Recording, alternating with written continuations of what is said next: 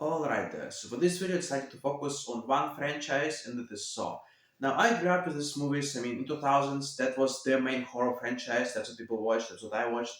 Now, a lot of people hate the movies, but I feel like most of them haven't even watched them, at least past the first one. Because the first one, like, people say it's all just gore and kills. No, no, no, no. The first movie is actually like very interesting. How low budget it is, and this movie is very intriguing. And like it's set mostly in one room, but they actually do have some scenes outside of the room. And just very intriguing the way it plays out as a detective story, like a mystery. There's two guys that need to figure out why they're in the room, what's going on, who put them there, what are they supposed to do. And yes, maybe it is gruesome, but not really graphic to be honest. We don't really see that much in the first movie. So yeah, first saw great movie. I love it. Like one of the best 2000s films. Now, yeah, the sequels they do get more graphic. Let's put it that way. But so too, this one kind of gets hate from people. People like say it's one of the worst sequels. I don't hate this one. I see where the critics are coming from because it does feel rushed, and like you can tell, like they had less than a year to make it. I mean, well, kind of for all the sequels, like actually they were making one every year. There was a Saw movie on Halloween. Like it was, if it's Halloween, it must be Saw. But so like I think it's still enjoyable for me. Yes, not as good, but there's some like nice traps and like cool ideas. It's set in the house, like not the rooms, yeah, and like an upgrade, bigger and better, but maybe not necessarily better. But I think it's still entertaining enough, and you get to learn more about the main villain, John Kramer. So that's good enough. Now, Saw 3. This one people seem to love, and yes, it's probably the best sequel for sure. And mainly because we learn even more about John and also about his apprentice. I won't say which one to avoid spoilers, but yeah, like their relationship of John with the apprentice is like very interesting the way it plays out. And yes, there is some graphic and nasty stuff again, but I think it's fine. Like even like, it's not really that bad in this movie, I would say. Like it's story, but I mean, yeah, like it's supposed to be a horror movie. Like it's supposed to gross you and to shock you. So I'm okay with it. But yeah, Sorcery, great sequel. Probably should have ended there, I guess. Like if it was one, two, three, it would have been actually a pretty good trilogy. I think so. But I decided to keep going.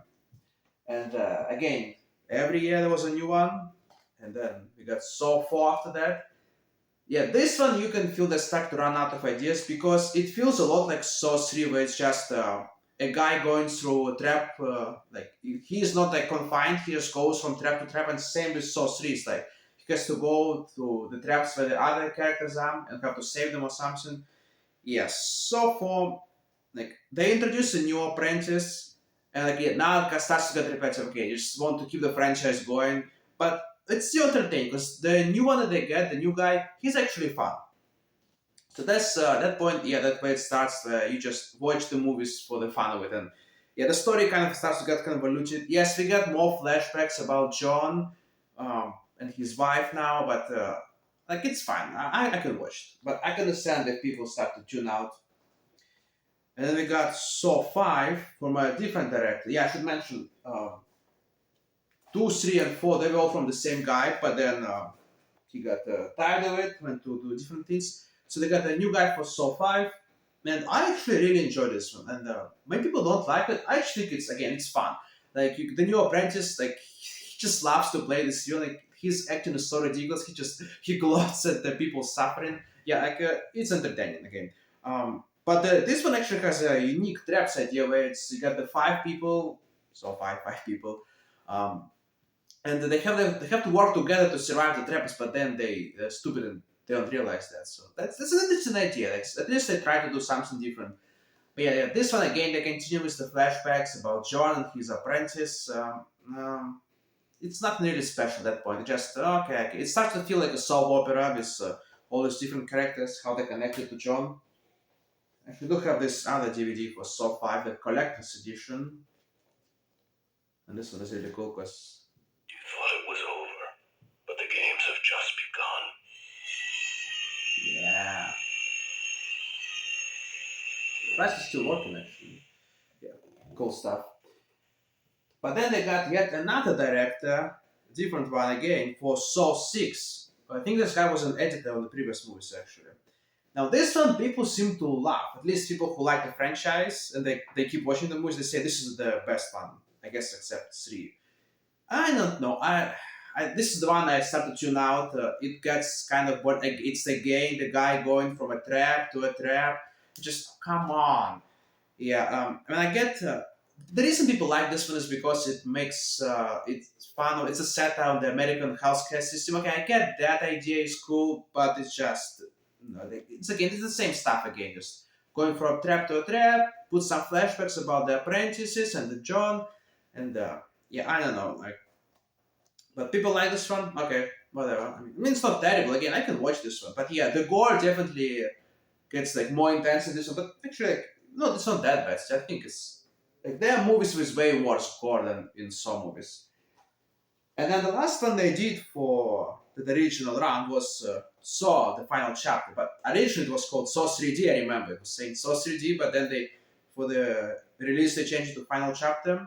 This one is same director as Six. He stayed for this one, and yeah. Now this is where this basically turns into a comedy. That's the way to watch this movie. Just laugh at what's happening because this one gets so ridiculous. First of all, the 3D effects, yeah, everything's like jumping at you, and then the blood actually looks pink. Like the whole movie looks weird, and the traps are all just giant CGI things. Like it's not even who makes this. So yeah, like this is probably the worst one for sure. Like I think it's worse than two, but it's still entertaining. Like and I mean again, like the guy who plays the new apprentice from John. Again, he's still entertaining this movie, and he basically meets his end, or so the producers say, because he never appears in the new ones.